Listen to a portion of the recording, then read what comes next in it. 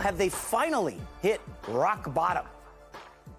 Oh, no, they haven't. I'm sorry, Lakers fans. I'd love to tell you that the pain is not going to get much worse than this, but the pain can get much worse than this because they are, as you said at the top, they're still in the ninth spot. Now, they've lost 4 in a row. New Orleans Pelicans very much are on a little bit of a roll since acquiring C.J. McCollum and making that move. They've won 3 in a row.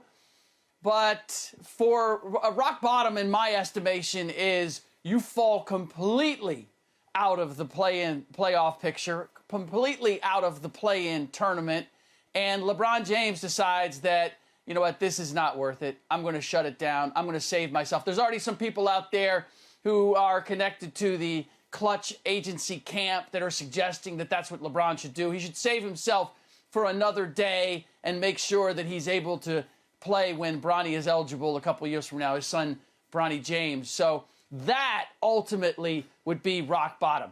And don't ask me if there's still hope. Don't ask me if there's still a chance. I have tried to do my best to hold that candle in the darkness for Lakers fans about where things are, that all they have to do is get into the play-in tournament, and then all of their veteran experience will flip this thing on its head. But my goodness, you guys remember that commercial, the commercial where the old lady falls down and she says, help me, I've fallen and I can't get up. Like, that's what the Lakers look like right now. They look like they've fallen, and they not only can't they get up, they're not really interested in getting up. Like, they got swept by the Clippers. They got Reggie Jackson dancing on them in their building. How much worse can it get?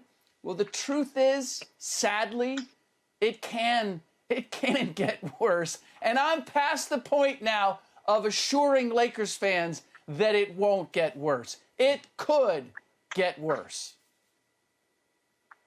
Rick, I hear you. And yes, literally, can they go down deeper and hit a extreme rock bottom? Yes. But this is rock bottom. This is, look, I have been pulling for LeBron and the Lakers for years. And this year, watching everything that you just said, you've been holding the candle in the dark. I've been hoping. I've been thinking about every scenario. It's just not working. And this is without AD. Even with AD present, it has not worked all year. When your coach, if you're in that locker room, imagine this. Imagine being a part of that team. You're wearing that uniform. You're sweating. You're putting what we would say is you're all into every minute that you're on that floor. And you come in that locker room and your coach gives you a speech and says, guys, we got to get better. We got to do it better next time, blah, blah, blah. And then you hear your coach say, look, we've tried everything.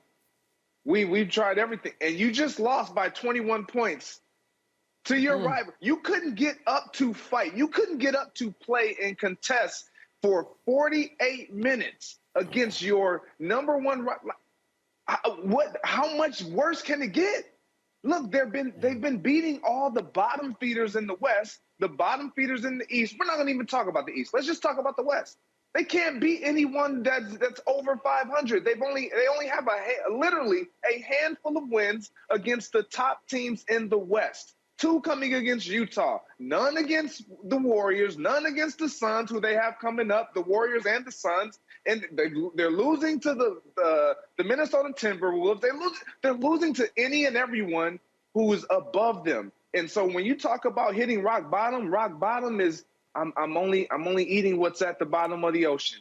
I can only eat with the bottom, and that's all they're doing. Yeah. They're getting wins off the Rockets, the Trailblazers, and so on. So yes, this is rock bottom, and it's LeBron. He's not hurt. He's present, like he's playing. So you say you have a chance, but it doesn't look like there's any hope, and there's not. Yeah, I think we have universal agreement. This isn't rock bottom. I think it'll be Saturday when the Warriors come to Crypto.com Arena and they smoke the Lakers. Then it's going to be DEFCON 1 officially for the Lakers. But there is good news on the horizon. After they lose to the Warriors Saturday, the schedule loosens up. But I need to drill down for a second on the Clippers loss, because the ignominy of losing to the Paper Clips, who swept you, as Rick said, and watching Reggie Jackson Reggie Jackson, who was nearly out of the league 2 years ago. He was the best player on the floor last night. The best. It wasn't even close. He clowned Westbrook. We'll get into Westbrook in a minute. And, you know, I just don't know what to say at this point for the Lakers other than the trickle-down loss of Anthony Davis is just devastating. They don't protect the rim. They can't rebound inside. When they get beat on the pick and roll on the perimeter, because, you know, Russ can't defend and Malik Monk is not a plus defender, it's just layup after layup. I mean, this is bad. And Frank Vogel needs to be concerned about his job security after another curious... Listen, you guys know basketball. You watch basketball. Greg, you played in the NFL. When you come out flat night after night after night, does the coach have a good game plan? Is he getting the guys amped? And then when you come out flat in the third quarter, okay, outside of halftime, when the coach is supposed to get the troops fired up at halftime, let's make adjustments. They give up a 23-0 run in the third quarter. I'm not pinning it all on Vogel because, again, Anthony Davis cleans up a lot of mistakes. As we're seeing with Golden State, who we'll talk about shortly, when you lose Draymond Green, like, he's your awesome defender. He protects everything at the rim inside. He sets up the offense. No Anthony Davis. This team looks lost. I saw they were 24th in offensive efficiency. That ain't good. Now, one, positive note, because I try to keep it positive. It's a Friday, right? I want everybody excited going into the weekend. The Lakers have used 31 starting lineups in 62 games. Second most in the NBA, okay? So continuity is a massive issue. And Vogel touched on it when he's like, we're throwing the kitchen sink. We're trying everything possible. The only team with more different starting lineups than the Lakers, you could have guessed it, the Brooklyn Nets, who I think have 36 after last night or Wednesday night, whichever one it was. But bottom line is the Lakers have zero continuity. And a final word on Westbrook. I'm sure you guys saw him go off on a reporter last night. He was trying to get all mouthy. He's got his shirt halfway open. And yes, I did hear from some people who know Westbrook and said, Jay, you got to back off. You're being too harsh on Westbrook. Russ, wake up, dude. You're on your fourth different team in 4 years. Maybe it's not everyone else, Russ. Maybe it's you. Yeah, look, as far as Russ Westbrook is concerned, this is always who he's been. He's always been combative. He's always going to fight. And this is the issue, and this is why they need to change the equation. We've reached the point when it comes to surrounding LeBron James with veteran players. Because what you're seeing, and hold on a second, before I do anything else, let me light that candle again and hold it up because the return of Anthony Davis does offer some hope for the reasons that J-Mac said. Like, their issues, they do need that defensive backbone. Look, they were 500 with him, but as of right now, 500 would be measurably better than what they've been and would keep them in the play-in tournament. So that's your hope, Lakers fans. I know it's probably not what you were expecting. Like, hey, we get AD back, we're 500, woo, we'll make the play-in tournament. All bets are off after that. Probably not what you were expecting going into the season, but the reality is that's the only lit candle I can give you. All that said, in the big picture, what we're seeing and what we saw against this Clippers team, because the Clippers don't have a star. Reggie Jackson, no offense to Reggie. Reggie filled in as the star. But this is a team without Kawhi Leonard. It's without Paul George. I mean, you look at the pieces, and it probably not feel very good, the fact that, do we know where Ivica Zubac came from? Ivica Zubac, who was that agile big man who was also dominant in this game. He was once upon a time an LA Laker, and they gave him away. It can't feel good to see that guy eating in your building against your team. But this is basically just a young team that is playing good basketball. That part of it is expectations were taken away as a result of Kawhi Leonard and Paul George getting injured. And the chemistry of this team, the attitude of this team is, we're still going to make the best of this season. That's not what you're getting from the Lakers. What you're getting from the Lakers is, we thought we were playing for a championship. Carmelo Anthony, Russ Westbrook, we thought that LeBron James was going to give us what he gave Kevin Love and what he gave Chris Bosh. And what are we getting? We're not anywhere close to that. And without being able to see the top of the mountain, they've decided it's not worth climbing. At least that's the way that they are playing. And what it says, as I watched this game and many games this season, is that the idea of fitting players around LeBron James, veterans who know how to play off of him, That day is gone. You need to get youth. You need to get young players that can do all the dirty work and are going to provide the energy. And I dare say someone else who's going to be able to be the centerpiece. Because at this point, LeBron James simply is not capable of filling that role. So if you want to make the best of what you have left with LeBron James in LA or anyplace else, he's going to have to take a step away from center stage, and you're going to have to start building this team with the idea that LeBron James is more of a complementary player. You're exactly right. And that's why they acquired Anthony Davis, in hopes that that was going to be the centerpiece to take on that torch or that candle that you still have holding in your hand. But for me, it ain't a torch. I'm going to put the Greg, it's not a torch. It's definitely not a torch. But the onus here, it's on LeBron James. Like, we give him all the credit, but then we had, and yes, he takes a lot of heat. And rightfully so, because he has a lot of say in who he finds and who he puts in around his game. And so you have to take ownership when you have done that. And that's what he's done with this roster. So for me, last year, when we go back to last year, or even the year before, when they won it in the bubble, like, you had players that just understood their role and they hustled. They covered, if you will, for LeBron James' lack of intensity or effort defensively. The Alex Caruso's, the KCPs, guys like that who knew, okay, I can't do that. I can't cheat. I can't not play. Well, when you acquire personnel that's veteran savvy, that has this sense of accomplishment and entitlement, they're looking at LeBron that's like, the word. I'm not gonna run. I'm not gonna run back on defense. You're not running back on defense. Last night, it was a disgrace. Like, when you watch LeBron and the lack of effort defensively, it's like, dude, you cannot continue to get upset with other guys. And I know we don't talk about this all the time because LeBron is untouchable when it comes to defense because of what he provides offensively and what he's done over his course of his career. But when you just completely stop playing defense, how can you lead a team and how can you say that there is hope and I'm not willing to put in on both ends? You're asking a guy like Austin Reeves to come in and be the spark, which he was last night, but then it dulls out when he leaves or he's not on the court and Malik Monk's not running and hustling and they're not on the break. And that's where Russell Westbrook thrives. But LeBron, he just, in the half-court sets, he's non-existent defensively.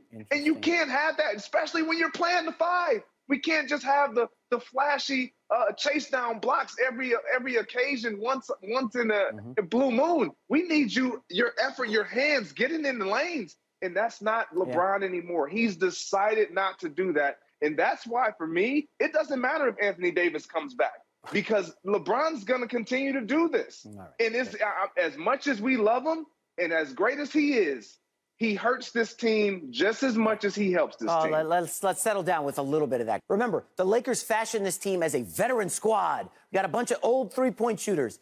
And if you actually watch them on a nightly basis, the two guys who look energized and have, youth and vigor, it's Austin Reeves and Malik Monk right there going to the rim. They're hustling in transition, because they got to chase back because, as you said, LeBron's not always hustling back. But the guys like Carmelo Anthony, he's not playing a lick of defense. I honestly think Carmelo Anthony may be the worst defensive player in the league. I don't want to say he's unplayable because he can give you buckets offensively. He can get you 20 easily. But he is just getting abused by teams in the pick and roll. Like, he can't move his feet. It's not there. Russell Westbrook also defensively is a massive liability. And Dwight Howard is to the point that he's unplayable. The guy comes in, he gets dunked on by Luka the other night, and then is off the floor the rest of the game. Last night gets a start, eventually gets dunked on by not even Zubats. It was the other big white guy, Hartelstein, whoever that is. He dunked on Dwight Howard, and Vogel was like, I've seen enough. Dwight, it's over. Just get out. Go sit on the bench. Like, I know I keep hammering home Anthony Davis. He will cover up a lot of warts. But one final word on LeBron, Rick. Why the hell, in a game where the Lakers are trailing by 25 or more for like the final, 15, 20 minutes, why is LeBron playing 37 minutes? You got a huge game Saturday night against the Warriors. Why on earth is LeBron playing 37 minutes in a game they had no chance? You know exactly. That's bad. The answer. It's because he's going after Kareem Abdul-Jabbar's record. he's going after Kareem Abdul-Jabbar's scoring record. He ain't getting that this year. He's got to get those numbers. He's got to get that 25 plus, so it looks like, well, it's not me. It's not on me. Look, I'm scoring. Like, this isn't my fault. And so that's the rub that he faces. Like, does he continue to chase Kareem's record this season, or does he shut it down to make sure that he doesn't suffer an injury or that he's keeping himself fresh because he's got 2 more years to play before he can play with Bronny? Like, where are the juxtaposition of those 2 goals for him right now are beginning? There's a little uncertainty as to whether they are in conflict or not. So, and as far as Austin Reeves and Malik Monk being the most energized guys, of course, Malik Monk is playing for his next contract. Austin Reeves is trying to prove that he can stay in the league. Like, that was my issue with this team from the very beginning. Because with Carmelo Anthony, Russ Westbrook, I go down the line of established stars or veterans. They've proved everything that they're capable of doing. They've gotten paid. What are they playing for? They're only playing for one thing. They're playing for a ring. They're playing for a championship. And if you take that out of the equation, if you say, yeah, that's not a realistic goal this year, then what are they playing for? Like, I mean, I get it. And you're blaming Frank Vogel because of the lack of energy and effort. Ty Lue's not screaming at halftime at this team. Like, it's not about, and I believe him in that he's tried everything possible. That's why you've had all these lineups. It's like, let me mix and match. It's a bad mix. Well, there's no again, fixing is this Frank team, Vogel to and there's blame no for the mix? motivating this team. Or is it Pelinka? Is Pelinka or LeBron or Vogel? Like, I know we love to play the blame game on these shows, right? You guys seem to want to pin a lot of it on LeBron. That's fine. You can pin it on the injuries. But at some point, Frank Vogel's got to figure out, defense was my calling card back in the day in Indy. It wasn't really so much in Orlando because nobody wins in Orlando. But in L.A. the last couple of years, defense was his calling card. Frank Vogel, great defensive coach. They've dropped to middle of the pack. They're league average defensively this year. And I know a lot of that is AD. J-Mac. But at some point, Rick, Vogel has to take blame for these substitution patterns and figuring out defense. If you have bad one-on-one defenders and you have veteran guys who don't have the energy or the interest to play at that end of the floor, including your best, supposedly your best player, your leader is not interested in that, how are you going to convince everybody else in that locker room? Who has the louder voice in that locker room? LeBron James or Frank Vogel? Now, if you're telling me that Frank Vogel should, you're out of your mind. No. LeBron James is an all-time great. I knew from the beginning that it wasn't going to be on Frank Vogel to motivate this team. It has to be on LeBron James, and not just in word, but in action. All those guys, look, we can see it. He's going for the scoring record. We can. It's so plain as day. And if we can see it, you don't think that the guys in that locker room can see it? You don't think they recognize what LeBron James is doing? So they're looking at it and going, okay, he's going for the scoring record. I thought I was here to win a title with him. If that's the case, why am I going to kill myself to get back and play defense and get the ball back to LeBron James so he can chase Kareem? Like, I haven't been here long enough. Right. He hasn't given me enough dividends in order for me to make that sacrifice. I mean, it's actually understandable why the Lakers are where they are. And to answer the question at the very beginning, you know what? We're not at terra firma yet.